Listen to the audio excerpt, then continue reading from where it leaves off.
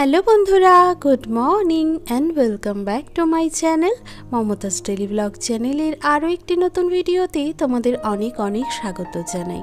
দূরে কাছে যেখান থেকে আজকের আমার ভিডিওটি দেখছো, আশা করছি তোমরা সকলেই বেশ ভালো আর সুস্থ রয়েছো। আর ঈশ্বরের কৃপায় আমিও কিন্তু বেশ ভালো আছি। আজ হলো বুধবার আর এখন ঘড়ি কাটা বাজছে ওই সকাল 7:30 মতো। তো আজকে ব্লগটা এখন থেকেই তোমাদেরকে সাথে করে নিয়ে শুরু করছি। আশা করছি প্রতিদিনের মতো আজকে ব্লগটিও তোমাদের ভালো লাগবে। চলো তাহলে দেখতে থাকো। বন্ধুরা, আজ কিন্তু বেশ অনেকটাই সকালবেলা ঘুম থেকে উঠে পড়েছিলাম, আর উঠেই ভিডিও এডিটিংয়ে কিছুটা কাজ বাকি ছিল, তো সেটা করে নিয়েছি। আর এরই সাথে টুকটাক সংসারে যা যা বাসি কাজকর্ম থাকে সেগুলোও কিন্তু ঝটপট সেরে নেওয়ার চেষ্টা করেছি। আর আজকে না সকালে সায়নীকে পড়াইনি, ওকে একটু ছুটিই দিয়েছি, কারণ ওই যে আজ যেহেতু রামনবমী, তো সেই উপলক্ষে সকাল থেকে উপোস রয়েছে, কিছুই খাইনি সকাল থেকে। তো ভেবেছি বাড়ির কাছাকাছি একটা বজরংবলী মন্দির রয়েছে, ওখানে গিয়েই পুজো দিয়ে আসবো। প্রত্যেক বছরই ওই মন্দিরটাতে সকাল থেকে অনেকটা ভিড় লেগে থাকে, আর পুরোহিত মশাই বেশ অনেকটা বেলা করেই সমস্ত পুজোর কাজকর্ম করেই বাড়ি যান। আর স্নান সেরে মন্দিরটাতে পুজো দিতে যাব বলেই কিন্তু সকাল থেকে সংসারে কাজকর্মগুলো যত তাড়াতাড়ি সম্ভব করে নেওয়ার চেষ্টা করেছি।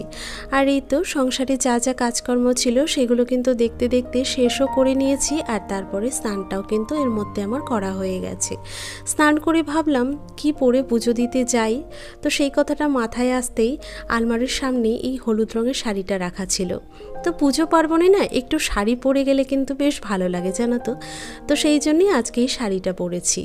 তো ঝটপট করে একটা কানের দুল পরে নিয়েছি, একটা টিপ আর লিপস্টিক পরে বেরিয়ে পড়েছি। আর এখন কিন্তু দেখতে দেখতে চলে এসেছি মন্দিরের সামনে। দেখতেই পাচ্ছ মন্দিরের সামনে কিন্তু চারপাশে বেশ অনেকটাই ভিড়। বেশ অনেকটা সকাল থেকেই কিন্তু এখানে আমাদের শহরের লোকজনের জমায়েত দেখা যায়।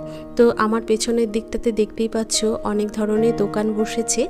আসলে বাড়ি থেকে পুজোর কোনো রকম সামগ্রী কিন্তু আমি নিয়ে আসিনি, তো এখানে যেহেতু অনেক দোকান রয়েছে এখান থেকেই ভেবেছি পুজোর জিনিসগুলো কিনে নেব।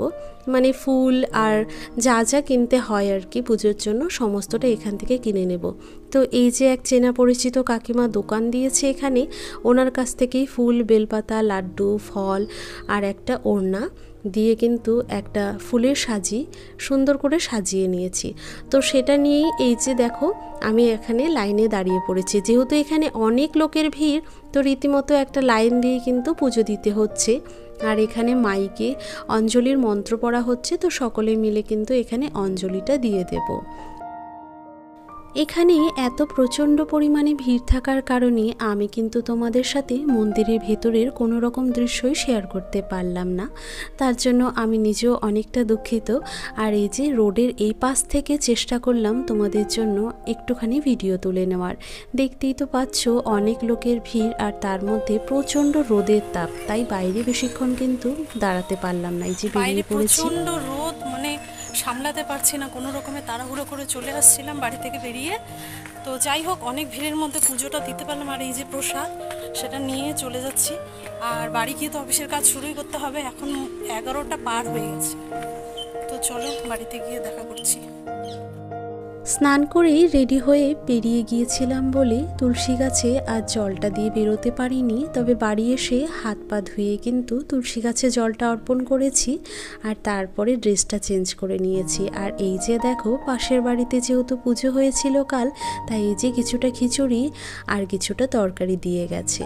আর তার সাথে দেখো আমি যে বজরংবলী মন্দির থেকে প্রসাদটুকু এনেছি সেটা কিন্তু এখন সকলকে দিয়ে দেব। এই যে একটুখানি বোঁদে, তার সাথে লাড্ডু আর শসা আর একটা কলা কিন্তু প্রসাদ হিসেবে দিয়েছে। তো দেখো বন্ধুরা, এরই মাঝে কিন্তু বেশ অনেকটা সময় কেটে গিয়েছে। আর এই যে রান্নাবান্না করে তোমাদের সাথে রান্নাটুকু শেয়ার করে নিচ্ছি। কাটা মাছ ভাজা রেখেছি, আর একটুখানি পাট শাকের ঝোল বানিয়েছি, তার সাথে করেছি কাটা মাছের ঝোল। রান্নাবান্না শেষ করে একটুখানি রেস্ট করে নিয়েছিলাম, আর তারপরে এই যে সকলে মিলে কিন্তু দুপুরে লাঞ্চ করতে বসে গিয়েছি। লাঞ্চ করে উঠেই বেশ অনেকটা সময় কেটে গেছে, আর আজ কিন্তু পুজো দিতে বেশ অনেকটা লেট হয়ে গিয়েছিল বলে কাজগুলো অনেকটা পিছিয়ে গেছে। তো দেখতেই পাচ্ছ এখন কিন্তু জামা কাপড়গুলো আমি তুলতে চলে এসেছি, আর রোদটাও কিন্তু এখন তেমন একটা নেই। তবে সমস্ত জামা কাপড় কিন্তু বেলা যেতে না যেতেই শুকিয়ে গেছে, তো সেইগুলোই এখন ঘরে এনে রাখছি। কিছুটা সময় এভাবেই থাক, তাতে করে জামা কাপড়গুলো ঠান্ডা হয়ে যাবে। আর এরপরে কিছুটা কাজ বাইরে সেরে নিই। তো সবথেকে প্রথমে আমার এই যে সাইডের দিকে যে গাছগুলো রেখেছি সেই গাছগুলোতে একটুখানি জল দিয়ে দিই। আর এখন যে পরিমাণে রোদের তাপ, দুবেলাতে যদি জল না দিই তাহলে কিন্তু মাটিগুলো বেশ তাড়াতাড়ি শুকিয়ে যায়, আর গাছগুলোর পাতাগুলো কেমন যেন নেতিয়ে যায়। তো সেক্ষেত্রে চেষ্টা করি দুটো বেলাতেই জল দিতে। আর এই তো বন্ধুরা বাইরে গাছগুলোতে জল দিয়ে চলে এসেছি এখন ঘরের টুকিটাকি কাজ সেরে নিতে। এরই মধ্যে দেখলাম জামা কাপড়গুলো কিন্তু বেশ অনেকটাই ঠান্ডা হয়ে গিয়েছে, কারণ ঘরে আমি ফ্যান চালিয়েই গিয়েছিলাম। তো সেই ক্ষেত্রে এখন চলো চটপট করে জামা কাপড়গুলো একটা একটা করে গুছিয়ে নিই। আর আজকে বেশিরভাগ জামা কাপড় রয়েছে ভাইয়ের, প্যান্ট শার্ট থেকে শুরু করে অনেক কিছুই রয়েছে, তো সেইগুলোই আমি গুছিয়ে নিলাম। আর বন্ধুরা প্রতিদিনের মতো আজকেও তোমাদের একটা অনুরোধ করতে চাই, আমার আজকের এই পর্যন্ত ভিডিওটি যদি তোমাদের ভালো লেগে থাকে বা আমার ভিডিওর কোনো অংশ যদি তোমাদের একটু হলেও পছন্দ হয়ে থাকে, প্লিজ বন্ধুরা তোমরা কিন্তু ভিডিওতে একটা লাইক আর একটা কমেন্ট করে দিও। এতে করে কিন্তু আমার আরও বেশি উৎসাহ বেড়ে যাবে নতুন করে তোমাদের জন্য ভিডিও তৈরি করতে। আর নতুন কোনো বন্ধু যদি এই মুহূর্তে আমার ভিডিওটি জুড়ে থাকো বা আমার ভিডিও যদি তোমাদের একটু হলেও ভালো লেগে থাকে, প্লিজ তোমরা কিন্তু আমার চ্যানেলটা সাবস্ক্রাইব করে আমার পাশে থাকতে পারো। আর সাথে অবশ্যই বেল বাটনটা প্রেস করতে কিন্তু ভুলো না, এতে করে যখনই আমি নতুন ভিডিও আপলোড করব তোমরা কিন্তু সাথে সাথে একটা নোটিফিকেশন পেয়ে যাবে। আর এই তো বন্ধুরা দেখতে দেখতে সমস্ত জামা কাপড় কিন্তু গুছিয়ে আমি খাটের একটা পাশে রেখে দিয়েছি। তো ভাবলাম এখন দুটো ঘর ঝেড়ে নিই। আর প্রত্যেক দিনই জামা কাপড় গোছানোর পরে দেখবে বিছানার মধ্যে একটুখানি কিন্তু ধুলোবালি পড়ে থাকে, তো সেই ক্ষেত্রে জামা কাপড় গোছানোর পরে আমি বিছানাটা ঝেড়ে নেওয়ার চেষ্টা করলাম। আর তারপরে দেখো আমি চলে এসেছি এখন মায়ের ঘরে। মায়ের ঘরে এসে দেখলাম আলনাতে বেশ কিছু জামা কাপড় পরে রয়েছে, যেগুলো আমি গোছাতে একদমই ভুলে গেছি। আসলে ওই যে সকালবেলা পুজো দিতে যাওয়ার সময় এই শাড়ি সায়াটা পরে গিয়েছিলাম, সেটাই ছিল আলনাতে। তো সেটাই এখন গুছিয়ে নিলাম, আর গুছিয়ে এটাকে আলমারিতে তুলে রেখে দেব, পরে কাল এই শাড়িটা কেচে দেব। এখানে ভাইয়ের যে শার্ট প্যান্টগুলো রয়েছে সেইগুলোকে বিছানার এই পাশেই আলাদা করে রেখে দিচ্ছি। পরে যখন ও ঘরে যাবে তখন এই কাপড়গুলো কিন্তু সাথে করে নিয়ে যাবে। আর তার সাথে আমার শাড়িটাও এখন আপাতত এখানে রেখে দিলাম। আর প্রতিদিনই যে সমস্ত কাপড়গুলো রয়েছে যেগুলো আমি আলনাতে গুছিয়ে রাখি সেইগুলো কিন্তু দেখো নিয়ে চলে এসেছি। এখন প্রতিদিনের মতো আলনাটাকে সুন্দরভাবে গুছিয়ে রেখে দিই। চলো